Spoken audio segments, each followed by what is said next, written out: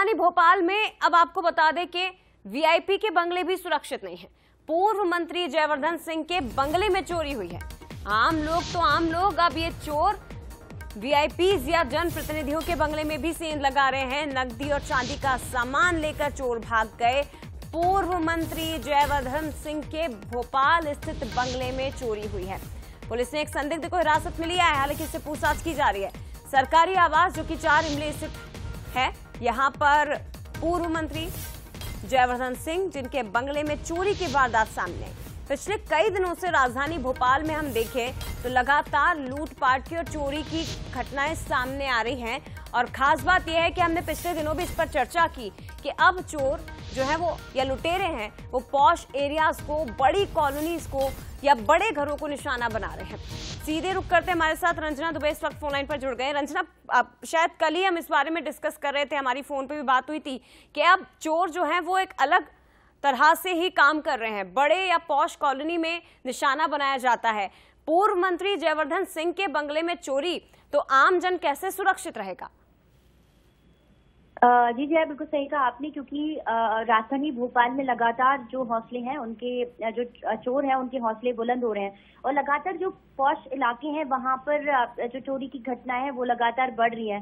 इससे पहले रचना टावर में भी लूट की एक वारदात हुई थी और अब 4 इमली पूर्व मंत्री के घर को निशाना बनाया गया है जहां पर चोरी हुई है।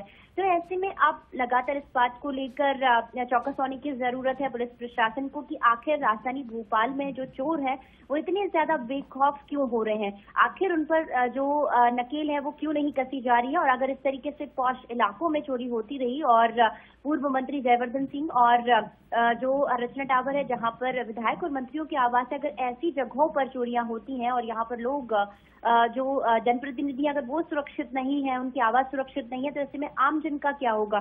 तो पुलिस प्रशासन को इसको लेकर जरूर एक बार चर्चा करनी होगी। रंजना, जल्दी से ये भी बताइए, क्योंकि कल हमने सुना था हरिनारायण चारी मिश्र जी को, उन्होंने कहा कि बड़ी जो कॉलोनीज है वहां पर अब गार्ड की व्यवस्था होनी चाहिए और हर कॉलोनी में उन्होंने कैमरे को अनिवार्य कर दिया था।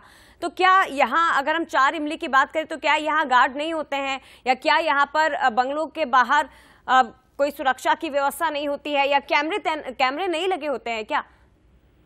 देखिए, जहाँ तक 4 इमली की बात कर ली जाए तो यहाँ पर जो गार्ड हैं वो बंगले के बाहर होते हैं, लेकिन सीसीटीवी कैमरे इंस्टॉल अभी किए जाने हैं कुछ बंगलों के बाहर, क्योंकि सारे घरों के बाहर जो सीसीटीवी है वो है या नहीं है ये एक बार सुनिश्चित करना होगा। लेकिन ज्यादातर घरों में सीसीटीवी कैमरे होते हैं, लेकिन बावजूद सिक्योरिटी गार्ड और सीसीटीवी कैमरों के बावजूद अगर चोरियां हो रही हैं और जिस तरीके से, तो ऐसे में पुलिस की कार्यप्रणाली पर सवाल खड़े होते हैं। रंजना, फिलहाल शुक्रिया आपका जानकारी साझा करने के लिए। तो एक बड़ी घटना जो भोपाल से